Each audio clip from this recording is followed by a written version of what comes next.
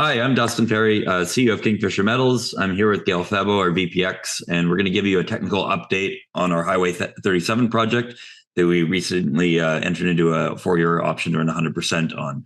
Highway 37 is in the Golden Triangle, and we're really excited about it. And we're going to discuss our drill targets for this year, but also we're going to go into some other targets that we'll get to in future years.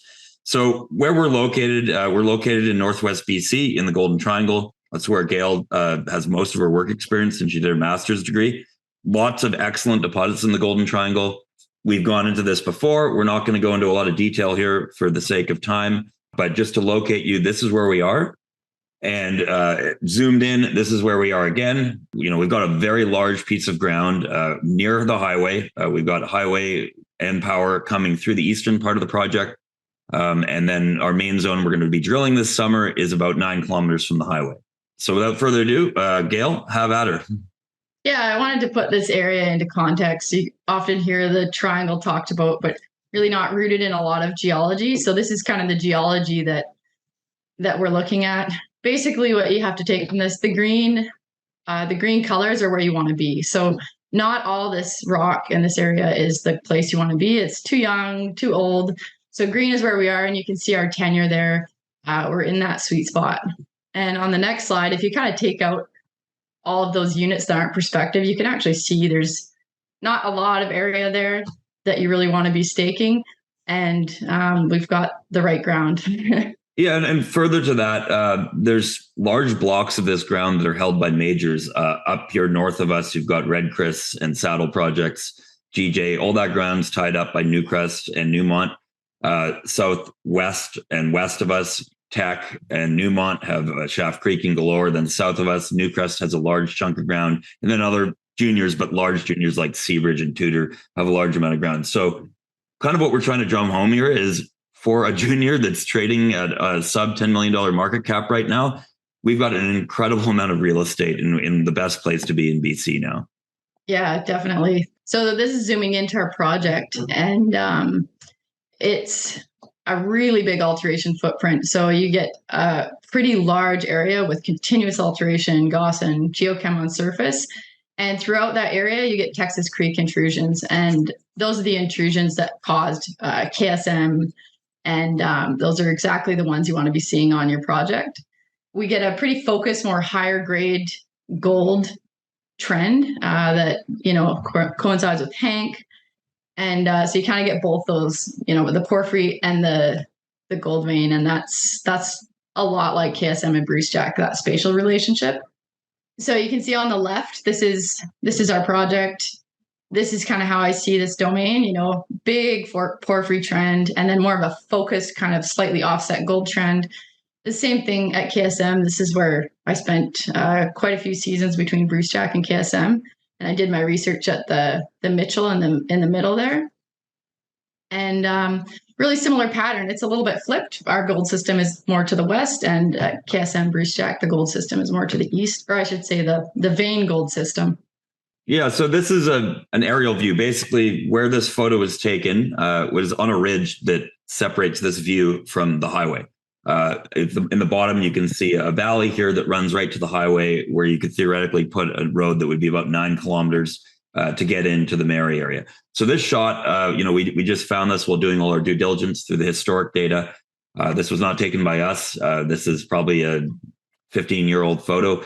But what you can see on here is a large alteration footprint at Mary, where the historic drilling was done on this Mary system.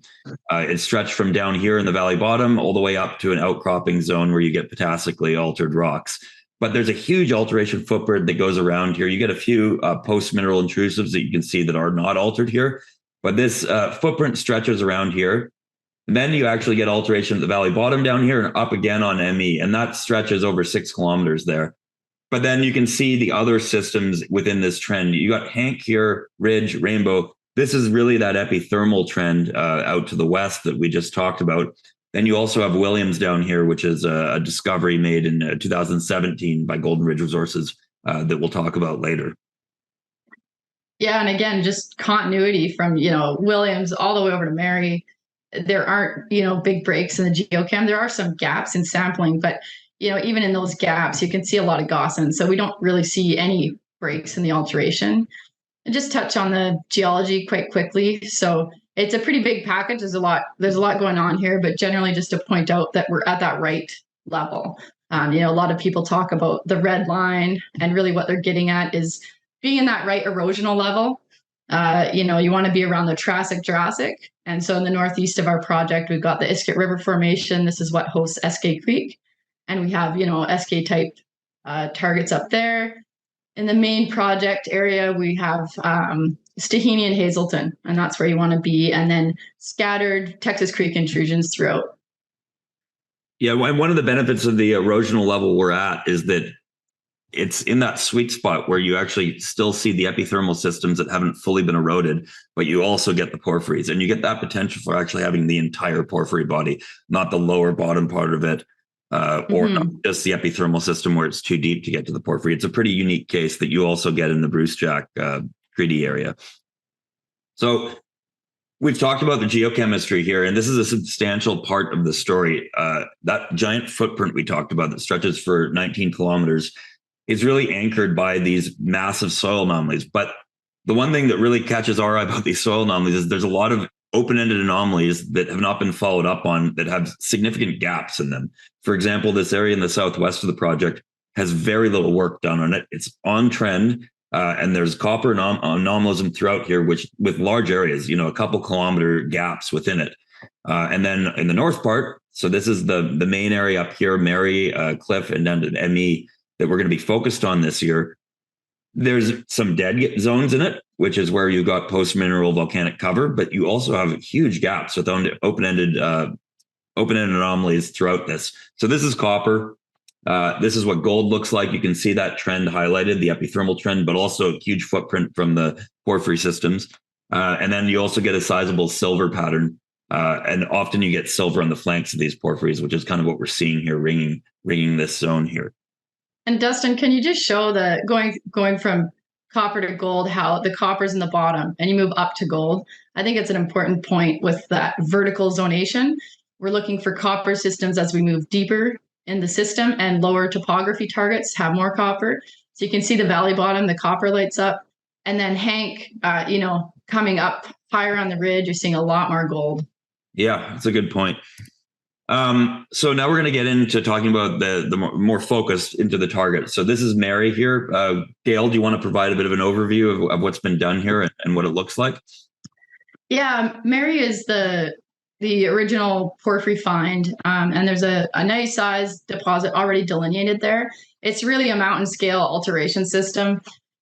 Mary's just kind of on the top of what you're seeing here on the slope, if you can point that out.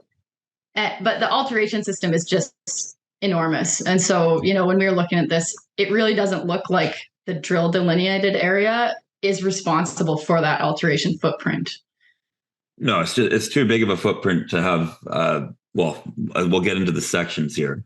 So yeah, this is a section through Mary zone, and that area we just showed you, that gossan, would really correspond with this area over here where they've already drilled. And we just had a 3D inversion done on the historic IP data, which hadn't been done for this area. And it was quite illuminating because you see a really strong fingerprint effectively of resistivity for the known areas of mineralization. You get resistivity because you get a lot of quartz veining in a porphyry system.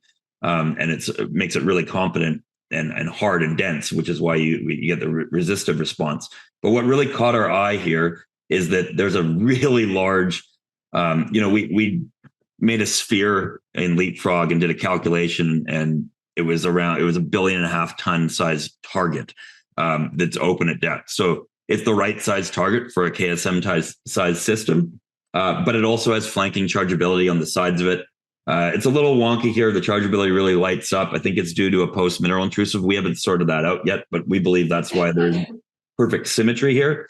But what is really interesting is you get large gossans on the other side of the mountain from where they've drilled.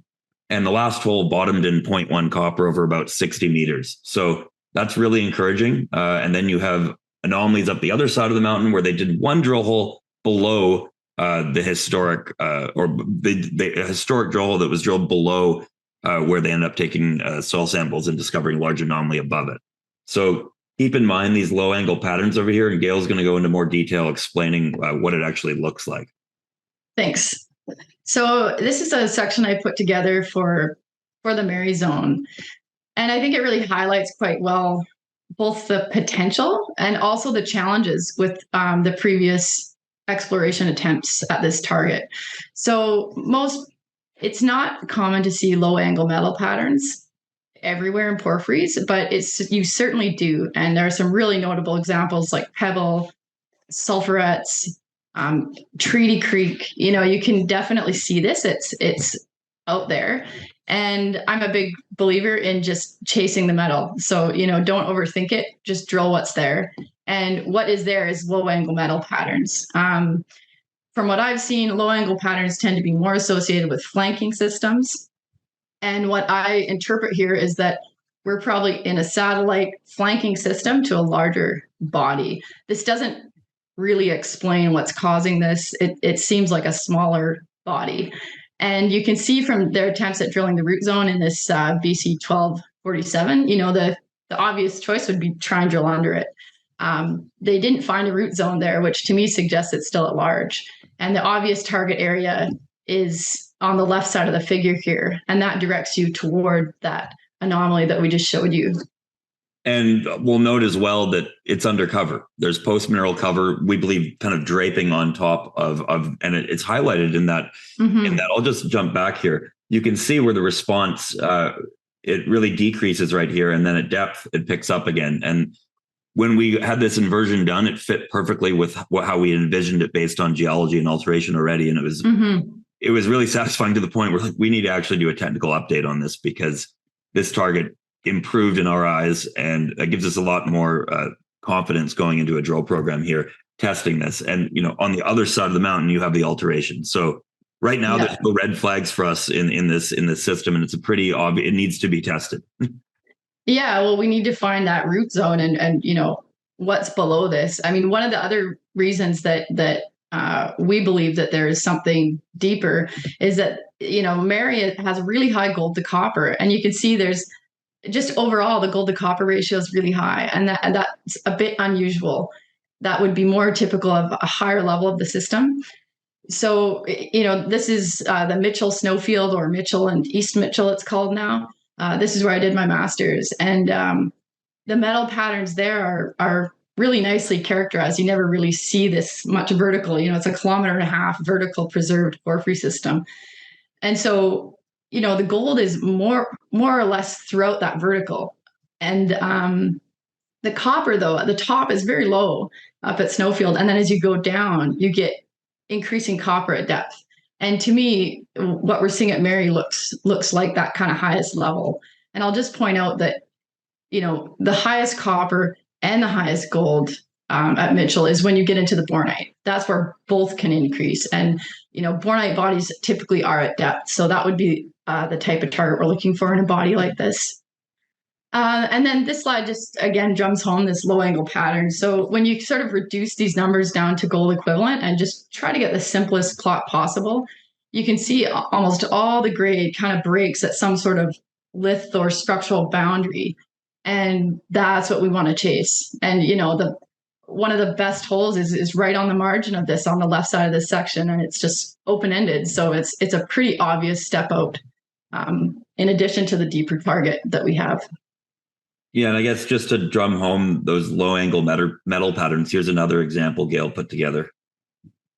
At Pebble, you see a similar type of thing where I'm not sure of the geology here. Is it fault or structural? Is it lith controlled? But yeah, whatever it is, I think there are different opinions on that. But what's important is that this is an enormous copper gold system.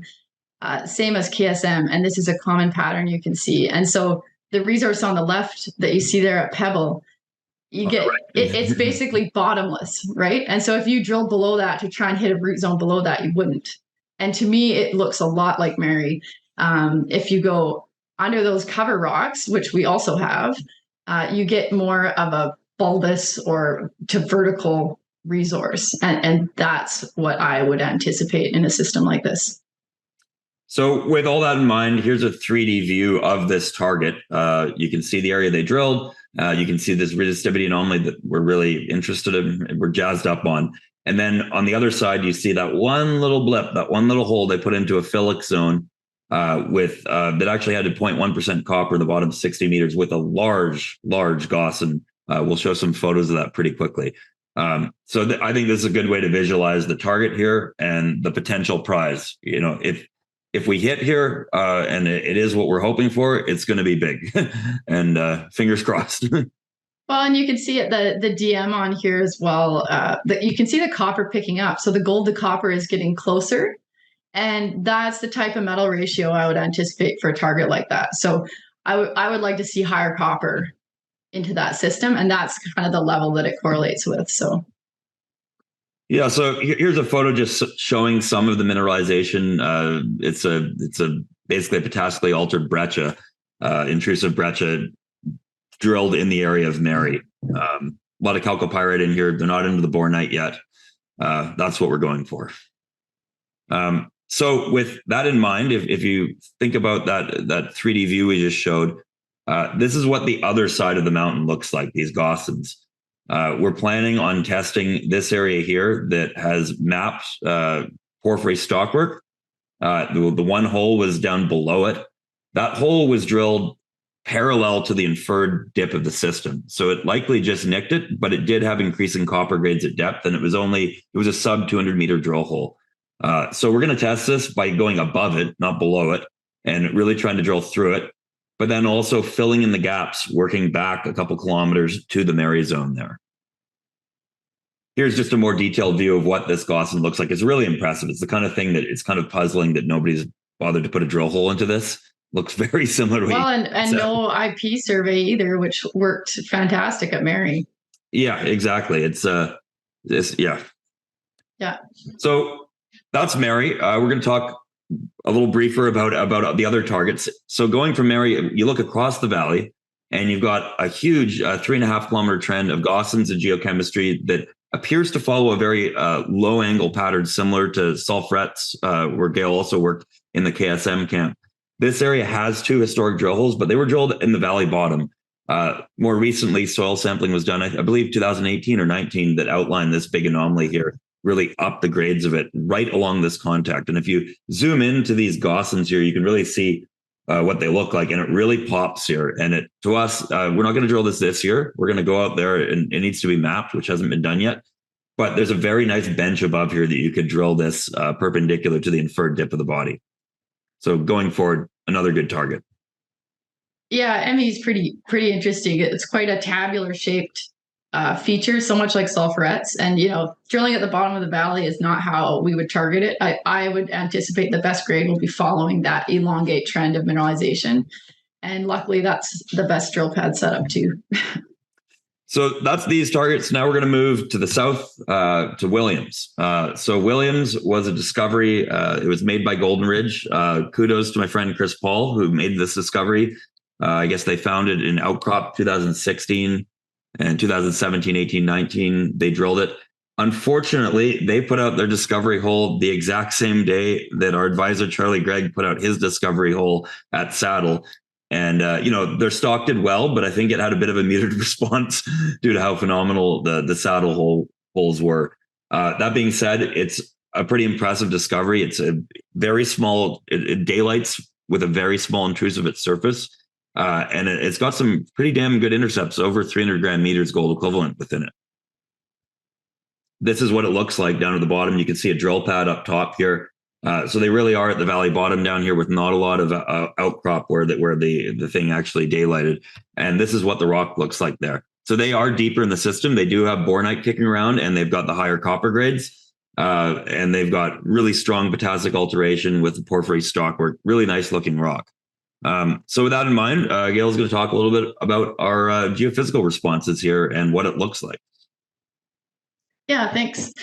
Yeah, Williams was really important because it really made it clear that, the Hank system wasn't just an isolated system to Mary. Now you're looking at this big district where you go from upper level gold down to copper. So here's the view of Hank, the gold silver system on the left, up higher on the hill, and then down in the valley bottom is the Williams discovery. And you can see the metal pattern there, the red and the yellow on the drill holes does have a slight low angle pattern to it as well, similar to Mary. And its natural projection is to the left there. And you can see the chargeability in 3D flanks the deposit. So there's a pretty big area on trend with that's untested.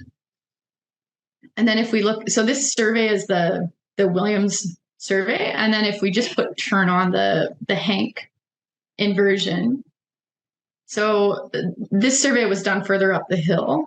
And one of the anomalies that really caught our eye was an area that doesn't have a lot of drilling, but it's below the gold system. And there's some pretty nice anomalies under there. And there's a little bit of drilling that definitely confirms that there is mineralization out there. But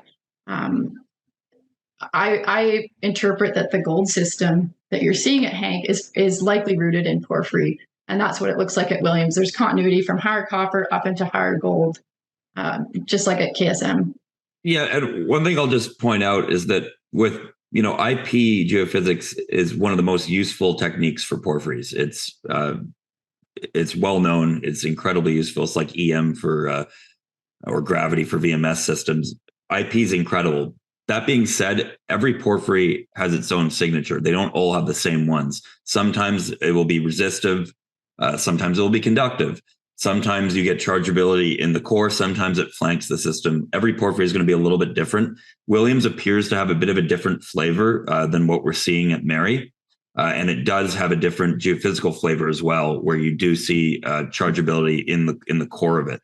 What we're seeing here, we would trust this data here more because it's really proximal to the Hank system. They're probably part of the same pulse. Whereas what we see at Mary, we kind of have to go off the fingerprint there. So we've got a fingerprint here at Williams that shows chargeability. So that's why we trust this chargeability here versus at Mary, we've got resistivity, fingerprinting, and mineralization, and that's what we're going off there. That's a good point. So with that in mind, Hank it's an area that had historic development. They brought in a winter road, Lac Minerals did back in the 1980s. They had excavators. You can see some excavator roads here. All the drilling was done off skids back in the day. It's a really impressive system, though. And we want to just show these photos to just, it's impressive when you look at it.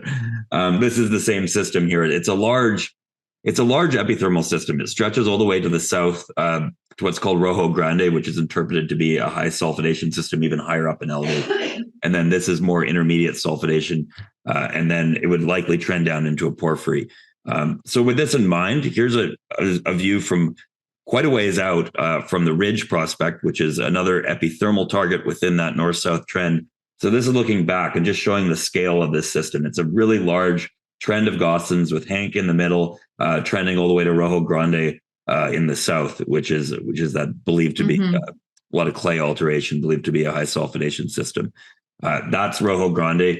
Pretty impressive looking system, strong arsenic and mercury anomalies at surface, which is what you would expect that high up in a system. But then you go down the valley at a lower elevation and you're getting what appear to be porphyry-like grades, open-ended drill hole, 0.4 grams over 120 meters. So there's a lot of smoke going around here. We showed a photo of the other rocks, and this is something we're going to have to get a lot more imagery on this summer. But here's some beautiful epithermal crustiform coliform banding on rock on vein samples from the Hank system. So with that in mind, we wanted to talk a little bit about these targets. So keep in mind, this isn't going to be permitted for this year. This will be permitted for next year. But a lot of targets have come out of our recent data compilation, sorting out the database, and we're seeing some pretty interesting porphyry targets in here. You want to give a bit more color to it, Gayle? Yeah, I just want to mention a lot of this alteration and mineralization at Hank is low angle. And so when you want to drill that with the slope, the natural thing is to drill with the slope. So these drill holes trend northwest. And we thought that was really interesting because it makes sense, but what was really amazing when we started digging in was there really aren't any exceptions to that trend. We don't really talk about this much, but there's there's indication that a lot of the gold is trending northwest. So it looks like a lot of the gold, the holes are drilling parallel. And so there haven't been a lot of structural tests outside of that gold horizon. But what we'll talk about today is more the porphyry targets. There were some pretty easy picks. So, Williams, you can see it really well with the copper geochem. Mag picks it out super well. And as Dustin mentioned, chargeability maps it really well. And so if we use that footprint or that fingerprint, we can identify 4 other targets that are just obvious. And that's what we've outlined here. So, you can see the yellow outline by Williams, how nicely that maps out that system.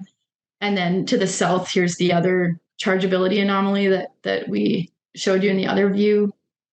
So in the mag, you can see it maps out Williams perfectly, and other similar systems that are also corroborated by, geochem and the porphyry target B to the northeast. This one's just great. It's kind of on the boundary of the geochem. So we're going to be doing more work out there, like boots on the ground. And the porphyry target C, there's really no work done out there, but it's a really nice looking target, really nice mag anomaly. You get kind of a nice ring around it, so a concentric ring, and that's the same with the porphyry target B. And then D is largely the chargeability anomaly at depth, and that's what I would interpret as feeding a lot of that upper level gold. Yeah, so I think we should cut off this presentation here. We've been a fairly long time on here. If you've got more questions, reach out to us and we can go into more detail on any of these targets. I think the big take home message here is we've acquired a really prospective piece of ground in elephant country. There's a lot of clues. There's some advanced targets or deposits, if you will, already on the project. But there's a lot of other excellent targets on this that just haven't been given a good shake, like what we did at Gold Range. Just really good systematic work on looking at it as a district.